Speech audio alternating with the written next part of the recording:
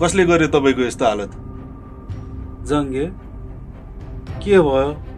कसले गर्यो भन्दा पनि मैले फोन गर्दा फोन नउठाइकन कहाँ गइस् त? दादा, तपाईँलाई जसले यस्तो हालत बनायो त्यसलाई म छोड्दिनँ।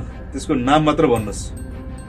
जङ्गे तँलाई मैले फोन गरेको थिएँ, तैँले फोन उठाएनस्।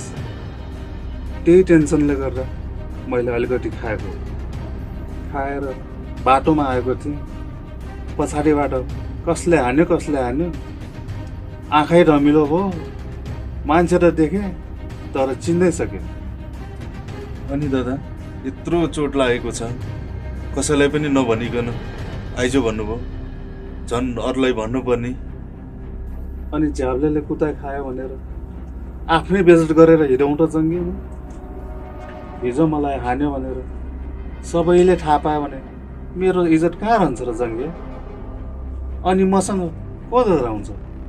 बरु त्यो फर्सीलाई भनिदे, कसैलाई पनि नभन भन्ने। हुन्छ दादा।